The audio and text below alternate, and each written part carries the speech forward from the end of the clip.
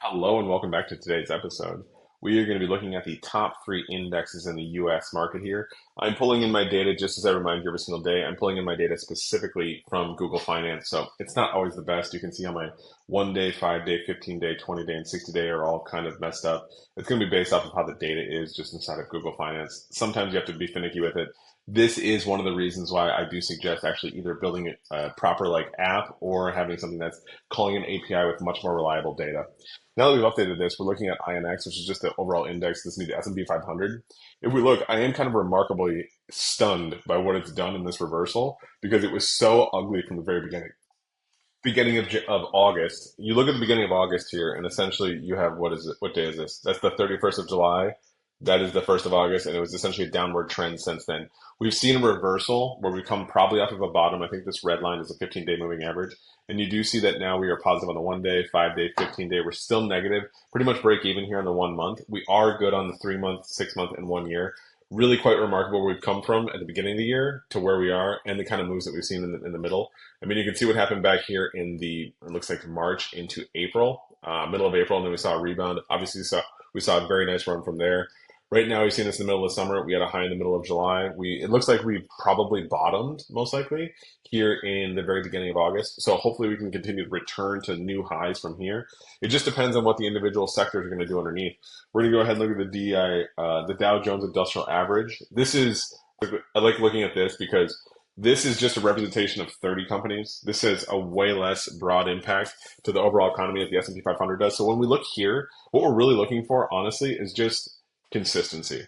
We're not looking for humongous breakouts. See, what is this? Bad data. Yeah, it should be DJIA. Yeah, see, so now the data is actually overwriting. So if I do this, it'll properly come through. And now, yep, so now it works.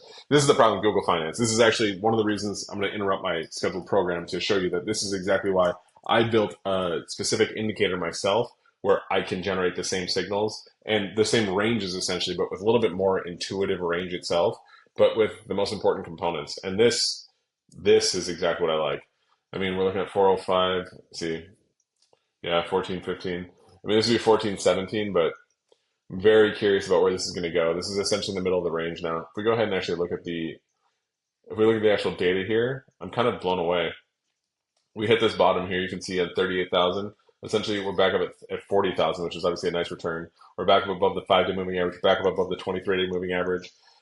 It looks like we're seeing volatility, it's not falling anymore. It's going to start rising. Let's look over here.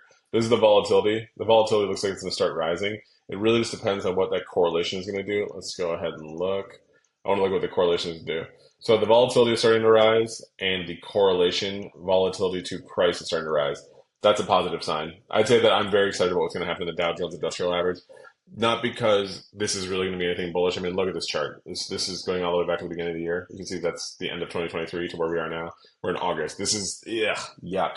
But it's not negative. And if it's not negative, that means that we can be positive in the major indexes outside of this, and we can be positive generally across majority of at least growth companies. May not be small caps. May not be small caps.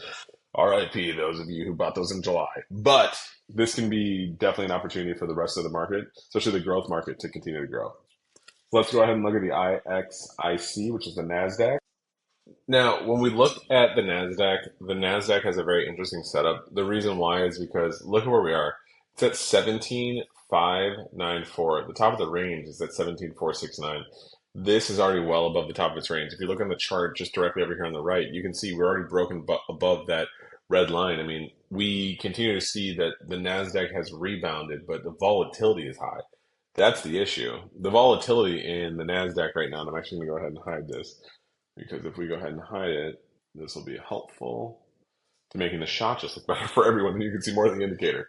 If we look at where we are, though, we can see we did get a flip of the 15-day. That's really positive because it's been a while since the 15-day has flipped positive. It's been since, the 24th of July.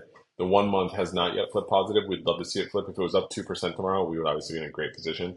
And you know that since the most recent moves have been essentially negative and down in the NASDAQ, you're going to get what is going to be looking like a great rolling back 1 month return. And that is exactly what an AI algorithm loves in the market. We are losing the go short signals. We are losing the bearish signals. We are gaining bullish signals. We got short-term bullishness that's been coming around for a while here. Let's go ahead and look at the overall. Yeah, I think if we look, generally, we are starting to see some bullishness start to return back into the NASDAQ.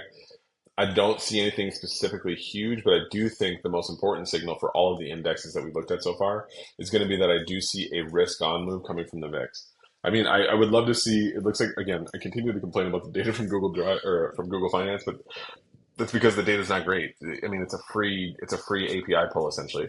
But when we look, we can see that the VIX, the VVIX, if I can see the RVX, let's look at some of the small cap volatility. Oh, God. See, just bad data. This is just a Google Finance thing. Let's go back to it. The VIX. So if we look though, we are getting a return to the risk on. We're getting a return to the risk on in the ultra fast, and that is what I like to see.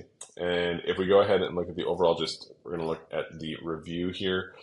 You can see that essentially what we have is a bottom.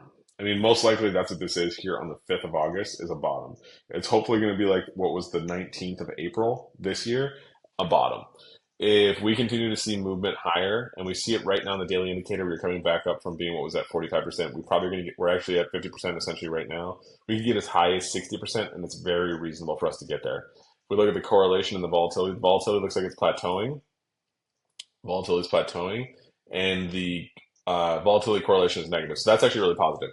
If this starts to go negative, if the volatility starts to go negative in the NASDAQ essentially, and the volatility correlation starts to go negative as well, it continues to, you could see a very at least sideways to upward movement in the price. And that makes sense because if we look at the range, this is not non-sentiment. Non-sentiment is going to have a much different range than what we looked at earlier.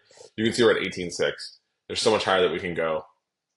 If this thing flips bullish, we're going to go from here and we're actually going to keep running. We'd love to see the top of the range. Doesn't have to be the price. The top of the range past 19,422. That'd be really positive. Just tells you a lot about what's possible. But tell me what you think in the comments below. Are you long? Are you short? Do you like it? Do you love it? Is this even a good review? We covered the NASDAQ. We covered the SPY. We covered the Dow Jones Industrial Average. You can always follow me on Twitter. I'll talk to you soon.